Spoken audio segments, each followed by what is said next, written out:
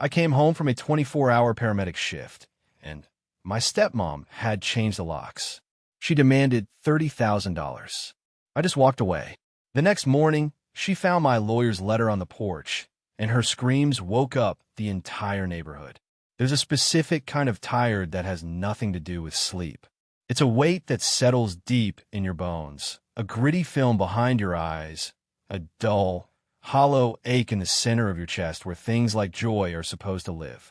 It's the kind of tired that comes from holding a stranger's life in your hands, the frantic, desperate energy of chest compressions, the electric jolt of the defibrillator, and the gut-wrenching moment when you have to look at a waiting family and tell them you did everything you could. That was the tired I was carrying home. This time, a week before my life changed, the feeling was compounded by something else, something more familiar, and, in its own way, more draining. I walked into the kitchen of the house I grew up in, the house I now paid the mortgage on, and went straight for the fridge. The plan was simple. Grab the last piece of the ridiculously expensive lasagna I'd bought myself as a treat, pour a cold beer, and disappear into my room until my next shift. But the lasagna was gone. In its place was an empty glass dish with a fork resting in a smear of dried tomato sauce. I didn't have to ask who ate it. I just had to look at the counter where a brand new, top-of-the-line Corsair gaming mouse sat in its flashy packaging. A gift to himself from my wallet. A hot, familiar wave of anger washed over me. This was it. This was the moment. I was going to say something. I wasn't going to yell, just state a fact. Dylan, we need to talk about boundaries. About respect. I walked toward the living room, my speech rehearsed in my head. The TV was blaring, the sound of simulated gunfire echoing off the walls. My stepbrother, Dylan, was sprawled on the couch, headset on, screaming at someone on the screen. His friend, Rick, a permanent fixture on our sofa who seemed to subsist entirely on my groceries and our Wi-Fi, was laughing beside him, a cloud of vape smoke hanging over his head. I stood there for a moment, invisible, my righteous anger deflated, replaced by that bone-deep weariness. What was the point? It wouldn't be a conversation. It would be a fight. Sharon, my stepmother, would hear the commotion, emerge from her room, and somehow twist the entire situation until I was the villain. The selfish, ungrateful son who didn't appreciate everything they did for him. It wasn't worth the battle. It never was. So I retreated. I went back to the kitchen, made a peanut butter sandwich, and ate it standing over the sink. That's what my life had become, a series of quiet retreats. A week later, that same exhaustion hit me like a physical blow as my partner, Marcus, and I finished cleaning the ambulance. We just pulled a man back from a massive heart attack. It was a win, but a messy one. Marcus, a stout man with kind eyes and a no-nonsense attitude, clapped a heavy hand on my shoulder. "Go home, Caleb," he said, his voice rough with fatigue. "You look like death warmed over." I gave him a weak smile. Home. The word itself felt complicated. It wasn't a sanctuary anymore. It was a territory I had to navigate, a minefield of passive aggression and unspoken rules. But it had my bed, my shower, a ghost of the peace it once held. And right now, that was enough. The drive was a blur. I remember pulling into the driveway, the familiar crunch of gravel onto the tires. I remember fumbling for my keys, my entire body screaming for the simple relief of crossing the threshold and shutting the world out. I put the key in the lock, and it didn't turn. For a second, my exhausted brain refused to process it. It had to be the wrong key. I pulled it out, stared at the familiar brass grooves, and tried again. It ground against the pins, a harsh, unforgiving metal sound that echoed the sudden knot of ice in my stomach. It wasn't the wrong key. It was the wrong lock. I stood there, motionless, the duffel bag full of my dirty uniform digging into my shoulder. Confusion warred with a slow, creeping dread. Maybe it was jammed. Maybe it was broken. My mind cycled through a dozen rational explanations because the irrational one was too monstrous to contemplate. Then the door opened. Sharon stood there. She wasn't in her usual yoga pants and stained tank top. She was wearing a new-looking silk robe, a deep burgundy color I'd never seen before. She held a glass of red wine in one hand, her phone in the other. She looked me up and down, a flicker of something. Annoyance? Triumph? In her eyes before she masked it with a sigh. "Oh," she said, her tone dripping with false surprise. "You're back." Behind her, the living room was a tableau of parasitic comfort. Dylan was on the couch, headset on, completely oblivious. And in my father's old armchair, the worn leather one he'd sat in every night of my childhood, Rick was passed out, snoring loudly, his mouth agape. A stranger, a freeloader, asleep in my dad's chair. That single image did something to me. It severed the last thread of my patience. "The key doesn't work, Sharon," I said. My voice was flat, devoid of the emotion churning inside me. "Right," she said, taking a delicate sip of her wine. "We made some changes. The locks, for one." She gestured vaguely around the house. "Things are getting expensive, Caleb. Your father is overseas, and the burden of running this household falls on me. We feel it's time you started contributing." Seriously, I just stared at her, waiting. I knew this speech. I'd heard versions of it for years. But this time felt different. This felt like a coronation. "We've done the math," she continued, her voice gaining a condescending, business-like edge. "Calculated what a fair market rent would be for your room, your share of utilities over the years. We decided to be generous and round it down. $30,000. The number hung in the air between us, obscene and absurd.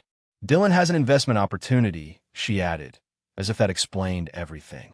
"A business idea. He needs capital. Family helps family, right?" I didn't look at Dylan. I didn't look at Sharon. My gaze was fixed on Rick, snoring in my father's chair. I thought of my dad, a good man, a man who believed in family above all else, deployed thousands of miles away, trusting her to hold down the fort. This wasn't a fort. It was a kingdom, and she was the queen. I saw the whole thing with a sudden, terrifying clarity. The years of quiet resentment, the stolen food, the borrowed money, the way they treated my home like a hotel and me like its long-suffering manager. It wasn't a string of minor annoyances. It was a strategy, a long, slow, methodical takeover. And this was the final move, the checkmate. My silence seemed to unnerve her more than any argument would have. She shifted her weight. "Well, do you want in or not?" I looked her right in the eye. The woman my father had married, the woman who told me to call her by her first name because stepmom was too formal, the woman who had never once treated me like a son. The anger I expected to feel wasn't there. It had burned away, leaving something cold and hard in its place. I gave a single, chillingly calm nod. "Understood." And without another word, I turned, walked back down the path, and got in my car. I didn't slam the door. I didn't peel out of the driveway. I just drove off into the night, the ache in my chest sharper than any injury I'd ever treated. The hospital at 2 a.m. is a world unto itself. It's a place of hushed whispers, of the rhythmic beep of monitors, of the squeak of rubber soles on linoleum. I bypassed the emergency room, took the back elevator up to the surgical floor, and found an empty on-call room. It was little more than a closet with a plastic-covered mattress, a desk, and a phone. The air was thick with the smell of disinfectant, a smell I usually associated with work and stress. But tonight, it felt like a strange kind of sanctuary. It was sterile. It was anonymous. It was empty of ghosts. Or so I thought, as I lay on a lumpy mattress, staring at the acoustic tile ceiling. The ghosts of my own house came to find me. They didn't arrive as phantoms in the dark, but as memories, vivid and painful in their clarity. First came the warmth. I was 10 years old, down with a nasty flu. My fever was raging, and I was miserable. I was lying on the couch in the living room. Our living room. The memory was so clear, I could almost feel the rough texture of the old plaid blanket my mom had wrapped around me. I could smell the chicken soup she was making in the kitchen, its savory aroma a promise of comfort. She came in and sat on the edge of the couch, her hand cool on my forehead. Her voice was soft. "Just a little longer, sweetie. You'll feel better soon."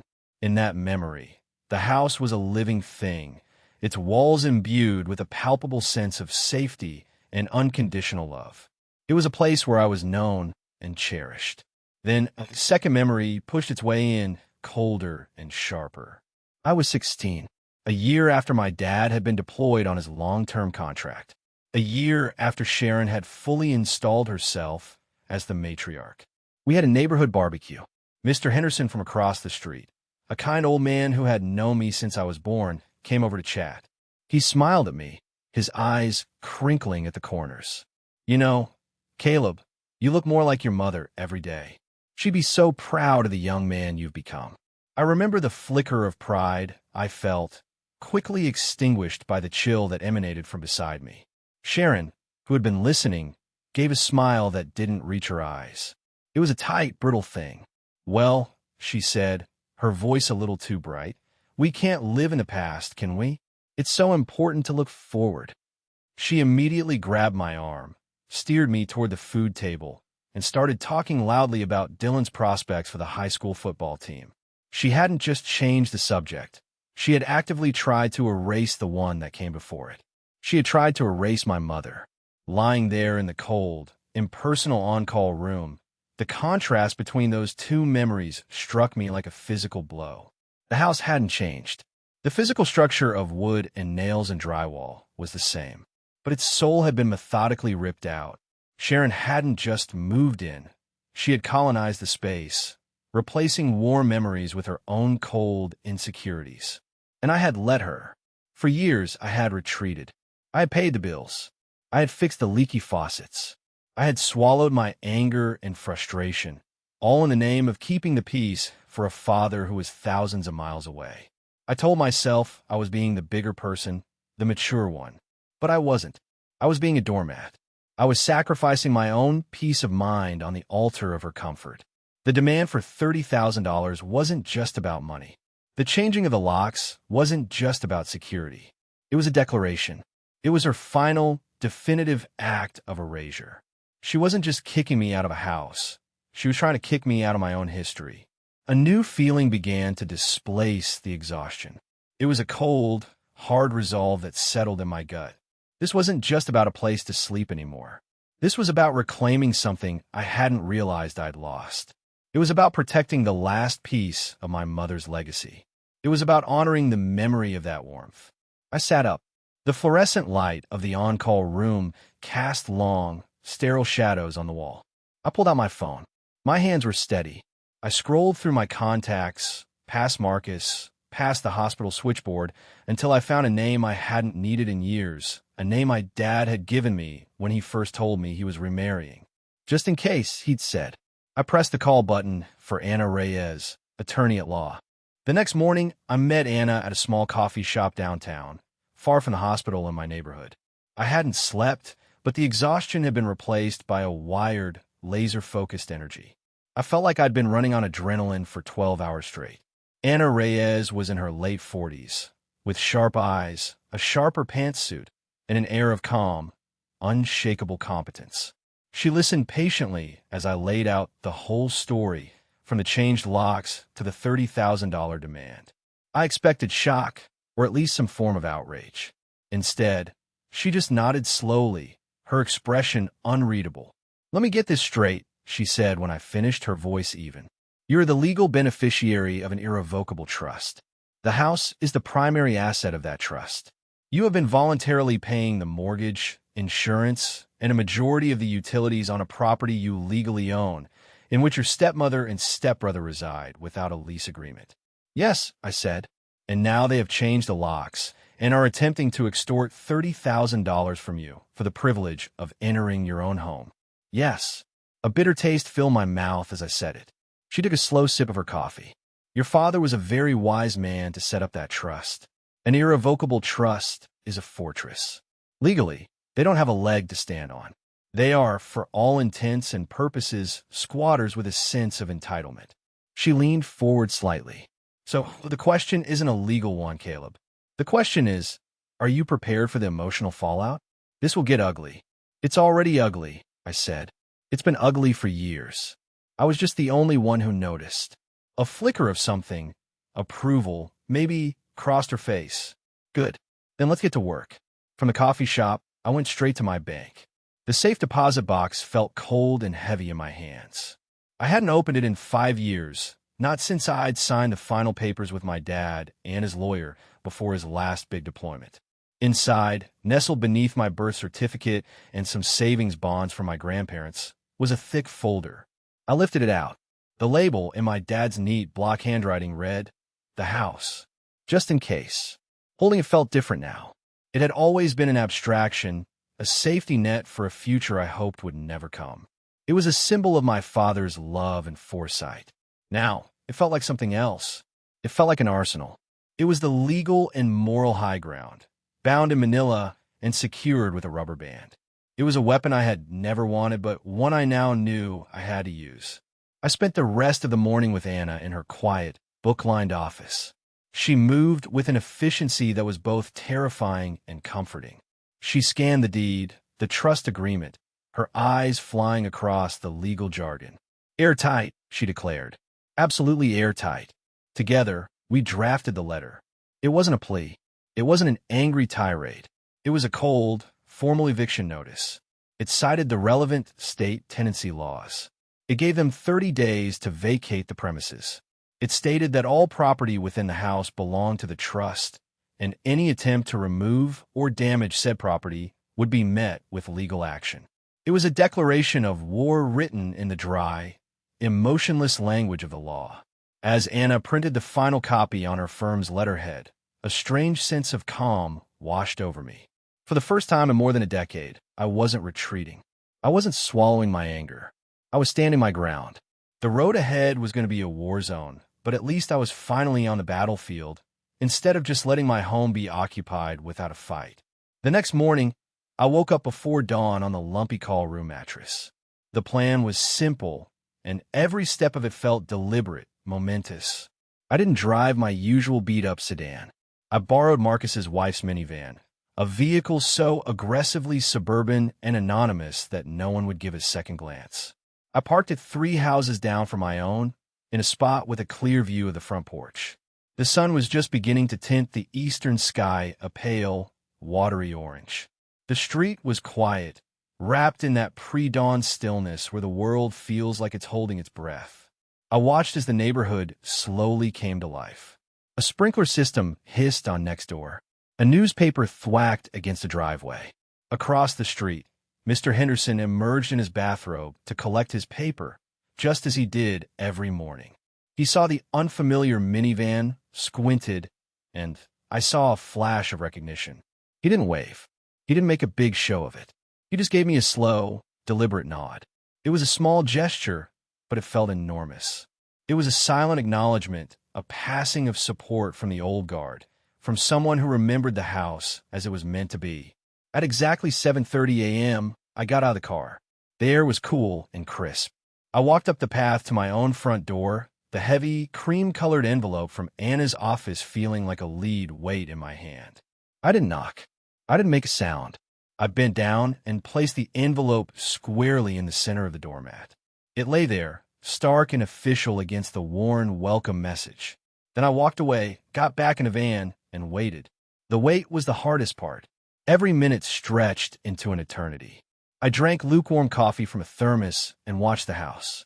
I was a stranger looking at my own life, a spy in my own history. At 9:15, right on schedule, the front door creaked open. Sharon always checked the front step around this time, a bizarre morning ritual of hers. She emerged, holding a mug that said, "World's Best Mom," in peeling glitter. She bent down, picked up the envelope, a flicker of curiosity on her face. I held my breath as I watched her tear it open. I saw her eyes scan the first few lines. I saw the curiosity curdle into confusion, then disbelief. Her face, a mask of smug satisfaction just moments before, began to contort. Her jaw went slack. Her hand holding the letter began to tremble.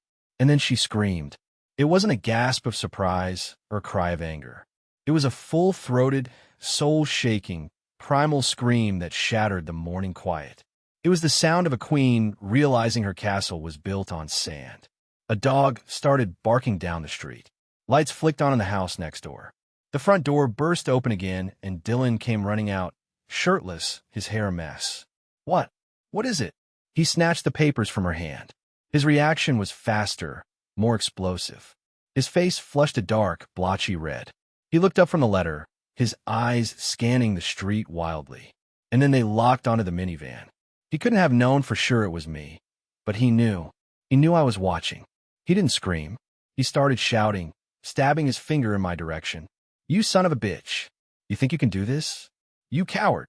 Sharon found her voice again, joining his chorus. Her words a jumbled mess of threats and accusations. It wasn't just a reaction anymore. It was a performance. A public spectacle for the benefit of the emerging neighbors. A prelude to the narrative they were about to spin. The narrative where they were the victims, and I, the quiet son who had paid their way for years, was the monster. I didn't move. I didn't smile. I just put the minivan in drive and pulled away, their shouts fading in my rearview mirror. The power dynamic had officially shifted, and the opening shots of the war had just been fired. The digital assault began within hours. My phone, which had been blissfully silent, lit up with a ferocity that was almost impressive. First came the voicemails. Sharon's was a rambling, tearful diatribe about betrayal, and how could I do this to my family? Dylan's was less emotional and more direct.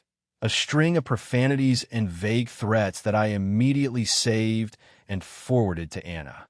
Then came the public campaign. It was a masterclass in passive-aggressive warfare.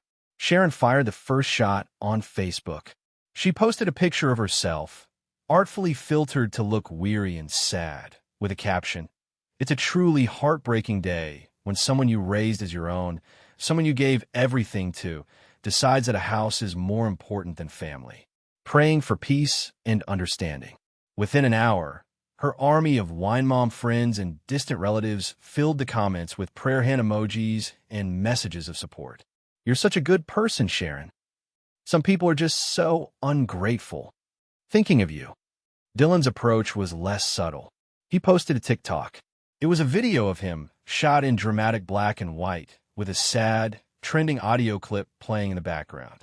He'd used an old photo of us from about 10 years ago. We were at a baseball game, both smiling, my arm slung over his shoulder. The text on the screen read, "POV, your own brother is throwing you and your mom on the street over money. Don't even know who this man is anymore. Hashtag broken, hashtag betrayal, hashtag family drama." The 1-2 punch was effective. My phone started buzzing with texts from aunts and cousins I hadn't spoken to in years. "Caleb, what's going on? Lisa is heartbroken.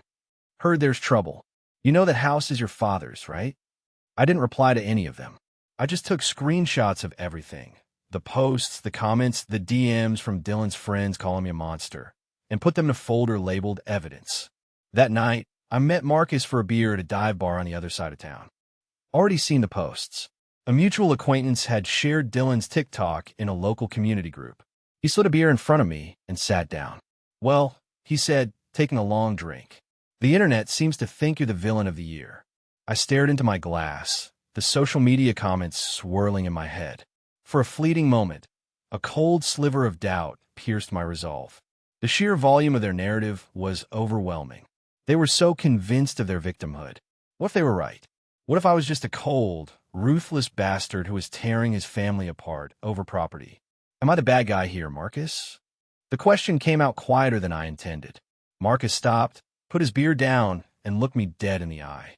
His gaze was steady, cutting through the noise. "Let me ask you something," he said. "For the last 5 years, who's been paying the mortgage on that house?" "Me," I said. "Who pays for the groceries your stepbrother's deadbeat friend eats while he plays video games all day?" "Me." "Who came home from saving a man's life to find the locks on his own damn house changed?" I just looked at him. "You're not the bad guy, Caleb," he said, his voice firm. "You're the guy who finally stood up. There's a big damn difference." His words were like a splash of cold water. He was right. Their narrative was a fantasy, a carefully constructed illusion to mask their own greed and entitlement. My story was based on receipts, on bank statements, on a property deed. It was based on fact. The doubt receded, replaced by a renewed sense of clarity. Let them play their games. Let them cry their crocodile tears for their online audience. I wasn't fighting a war of perception. I was executing a legal strategy. And while they were busy collecting likes and sympathy, I was collecting evidence.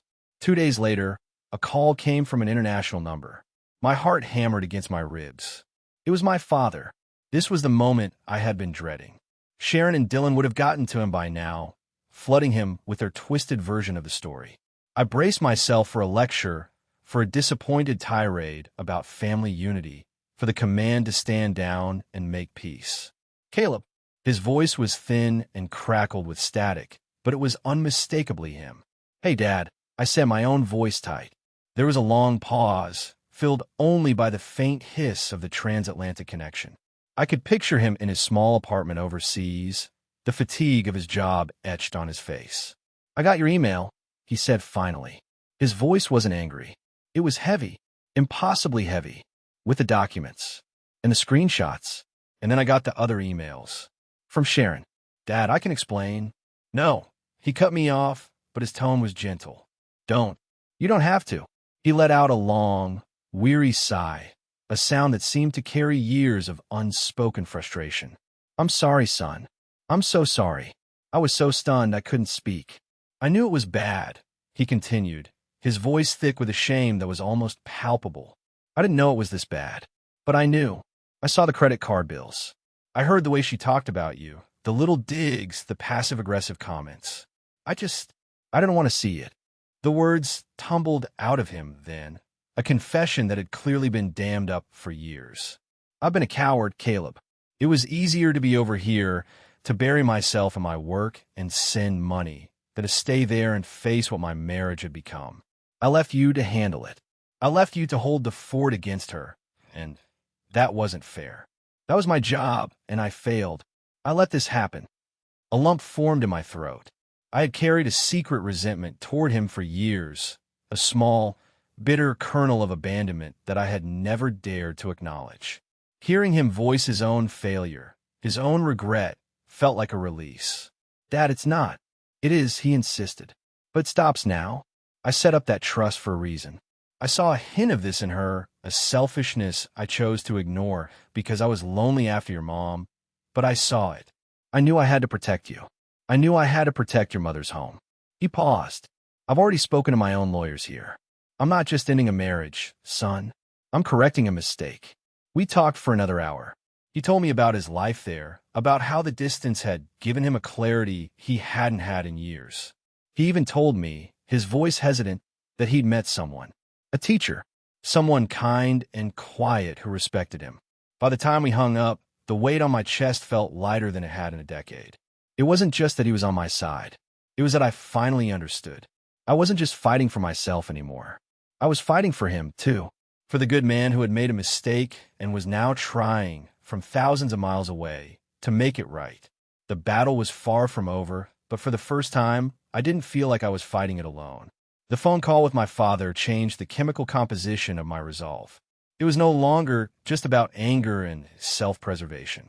It was now fortified with a sense of shared purpose, of vindication. Sharon's power over me had always been rooted in the illusion that she held the family card, that my loyalty to my father meant, by extension, a required tolerance of her. That illusion was now shattered. They must have sensed the shift, because their tactics grew more desperate.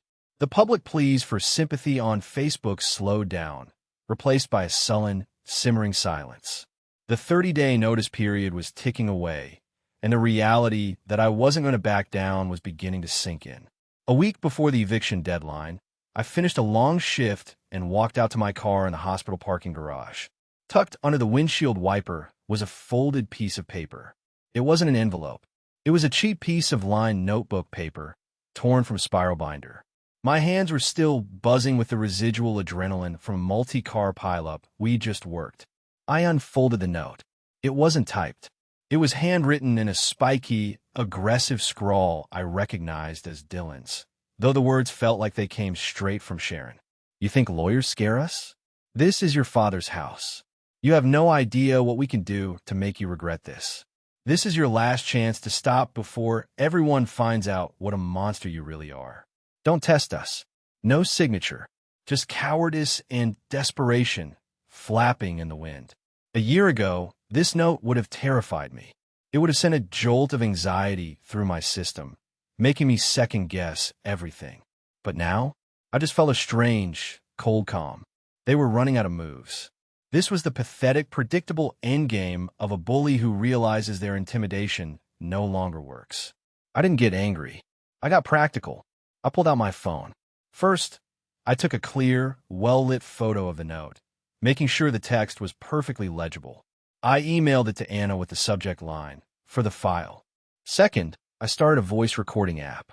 I got in my car, took a deep breath, and dialed Sharon's number. She answered on the second ring, her voice sharp. "What do you want?" "I just got your note," I said, my voice deliberately flat and emotionless. "The one on my car." There was a sudden, choked silence on the other end. "I don't know what you're talking about," she sputtered, her voice a few octaves higher than usual. "The note threatening me to make me regret evicting you from my house." I clarified, as if reading from script. "I just wanted to make sure I understood your position. Is there anything you'd like to add?" For the record, the panic in her voice was a symphony. "That wasn't. We didn't. You can't prove anything. This is harassment." "Is it, Sharon?" I asked quietly. "Or is leaving a threatening note on someone's car harassment? I'm getting a little confused on the legal definitions here, but I'm sure my lawyer can clear it up." She hung up on me. I stopped the recording, saved the file, and sent that to Anna, too. That was the thing about threats. They only have power if you have something left to lose. But they had already taken my peace, my patience, and my tolerance. They had changed the locks on my home. There was nothing left to threaten me with. All they had left was noise, and I was no longer listening. Eviction day dawned bright and unseasonably warm. The legal deadline was 10 a.m. I took the day off. There would be no scrubs, no lingering scent of antiseptic, no trace of the exhausted paramedic. I showered, shaved, and put on a clean, press-button-down shirt and a pair of dark jeans. If they were determined to cast me as the villain, I might as well look the part of a man who was calm, deliberate, and completely in control. I wasn't alone. As I pulled up at 9:45 a.m., I saw Mr. Henderson on his front porch, settled into a rocking chair with a newspaper, a silent, steady sentinel. We had spoken the night before. I had asked him if he would be willing to simply be present, to be a neutral third-party witness from a distance. He had agreed without hesitation. "It's the least I can do for your mother's memory, son," he'd said. His presence was a quiet anchor in the storm I knew was coming. I walked up the path at exactly 10 a.m. The house looked strangely normal. The curtains were drawn, but Dylan's beat-up Honda was still in the driveway. They hadn't packed. Of course, they hadn't. They were going to force this to the bitter end.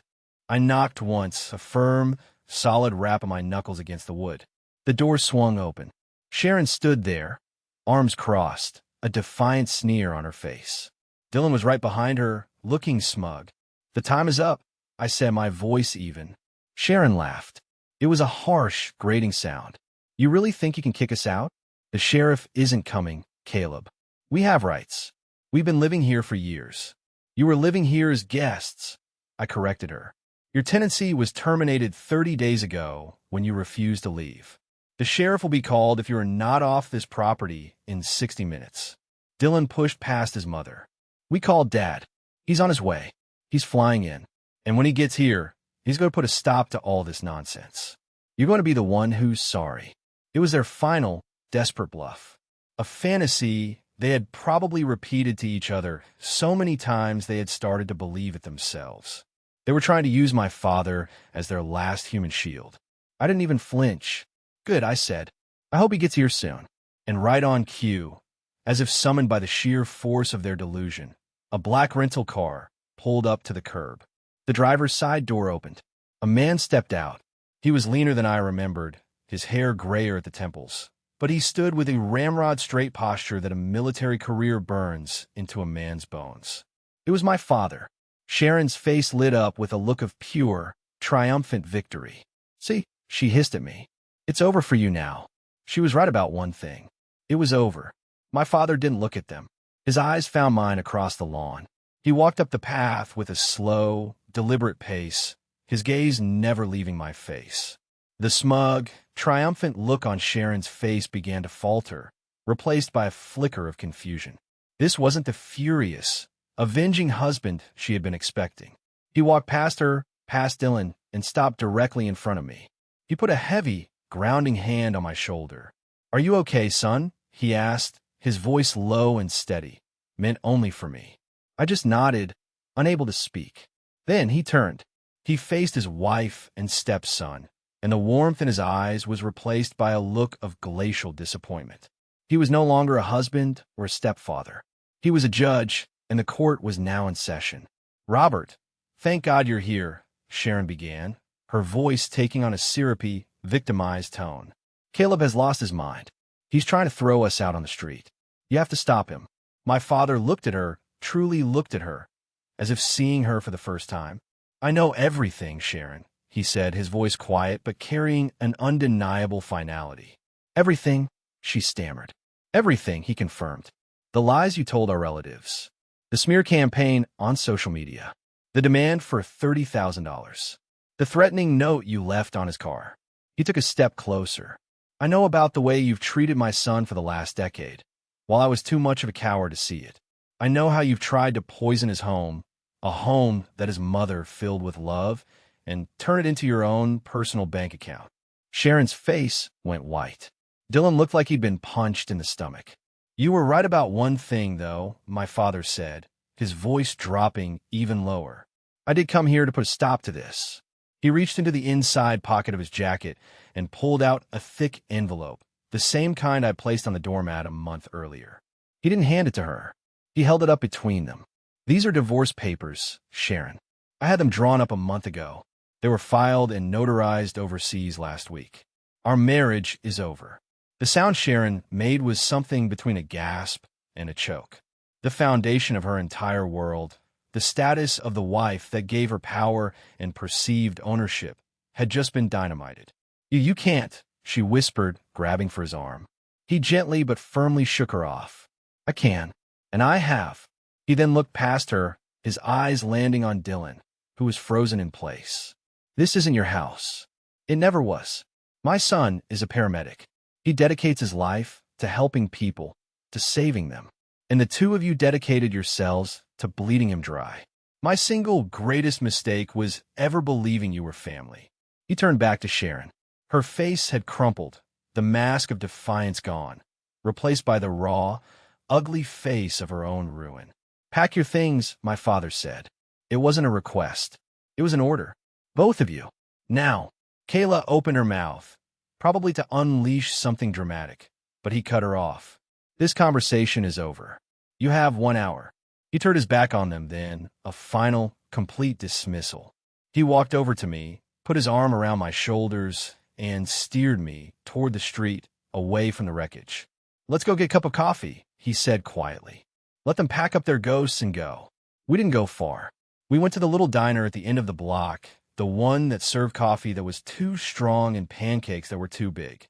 We sat in a vinyl booth by the window, giving them their hour. My dad didn't talk much about them. He asked about my job, about Marcus, about my life. He was rebuilding a bridge that he acknowledged he had let fall into disrepair. It was quiet, and it was healing. Exactly 1 hour later, we walked back. The scene on the lawn was one of chaotic, undignified retreat. They had thrown their belongings into garbage bags and old cardboard boxes. It looked less like a move and more like a frantic looting. The packing itself was a symphony of resentment. Sharon moved with a stiff, furious energy, muttering about lawyers and what she was entitled to. Every item she dropped into a bag was accompanied by a sigh of martyrdom. Dylan was worse. He was sullen and destructive. I watched from the sidewalk as he accidentally knocked over a lamp, then accidentally scraped a heavy box along the hardwood floor in the hallway, leaving a long, pale scar. It was a final, petulant act of vandalism, a child's tantrum in the body of a 28-year-old man. They didn't speak to me. They didn't even look at me. To them, I was no longer a person. I was the architect of their ruin. They spoke only to my father, trying one last time to appeal to a sense of shared history that he had already declared bankrupt. He met their attempts with a quiet, unshakable wall of silence. When their overstuffed cars were finally loaded, Sharon made one last stand. She marched up to my father, her face streaked with tears that seemed entirely performative. "After everything I did for this family, you're just throwing me away," she said, her voice trembling with manufactured pathos. My father looked at her, his expression not of anger, but of a deep, weary sadness. "You threw yourself away, Sharon. A long time ago." With that, she finally broke. She turned, got in her car, and slammed the door. Dylan gave me one last look of pure, unadulterated hatred, then got in his own car and peeled out, leaving a strip of rubber on the asphalt as his final statement. And then they were gone. The silence they left behind was deafening. The air itself felt lighter. My father stood beside me on the lawn, watching their cars disappear down the street. "It's done," he said softly. Just then, Mr. Henderson came walking over from his porch. He wasn't carrying a newspaper this time. He was carrying 2 bottles of ice-cold beer. He walked right past my dad and handed one to me. Then he handed the other to my father. He looked at the empty driveway, then at the front door of the house. He nodded once, a gesture of profound, understated finality. "Welcome home, son," he said to me. Then he looked at my dad. "It's good to have you back, Robert." We stood there on the lawn, the 3 of us, and drank our beers in the quiet afternoon sun. That first night was strange. After my father left for his hotel, I walked through the empty house, turning on every single light. The space felt vast, cavernous. It echoed with a silence it hadn't known in over a decade. For years, the quiet in this house had been tense, a fragile ceasefire between unspoken resentments. This was a new kind of quiet. It was deep, pure, and absolute. It was the sound of peace. I wandered from room to room, a tourist in my own past. I saw the long, fresh scratch on the hardwood floor, and instead of anger, I felt a strange sense of pity. It was the only mark Dylan had ever managed to leave on this place. In the living room, I found the old, framed photo of my mother. Sharon had moved it to a bookshelf in a dark corner, half hidden behind a stack of her decorating magazines. It was dusty. I picked it up, wiped the glass clean with the sleeve of my shirt, and walked it over to the fireplace. I placed it back in its rightful spot on the center of the mantelpiece. Her smile seemed to warm the entire room. The house finally felt like it could breathe again. The first few weeks were an adjustment. I'd find myself tensing up when a car door slammed outside, my body still wired for a confrontation that was no longer coming. I'd buy a whole pizza and feel a phantom guilt for not leaving any for anyone else. These are the reflexes of a man who had lived under occupation for too long. Slowly, they began to fade. The tension in my shoulders eased. I started sleeping through the night. I brewed coffee at 2 a.m. just because I could, without worrying about the noise. I bought the most expensive lasagna I could find and ate it over 3 days, savoring every single bite. My father stayed for another week before flying back overseas to finalize his divorce and start his new life. He helped me patch the hole Dylan had punched in his bedroom wall. We didn't talk much as we worked, but the shared, quiet labor was more healing than any conversation. He's happier now, with a woman who values him. He tells me he hasn't felt this light in 20 years. As for Sharon and Dylan, their lives unraveled with predictable speed. Her legal challenges went nowhere. Dylan, I heard through the grapevine, is couch surfing and burning through friends at an alarming rate. They built their lives on someone else's foundation, and when the foundation was reclaimed, they had nowhere else to stand. Last night, I came home from another long shift.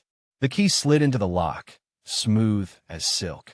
I walked inside, dropped my bag, and sat down in my father's old armchair. The house was quiet. The air was still. It was mine. The peace I had chased for so long wasn't something they could ever have given me. It was something I had to take back for myself. They call me ruthless.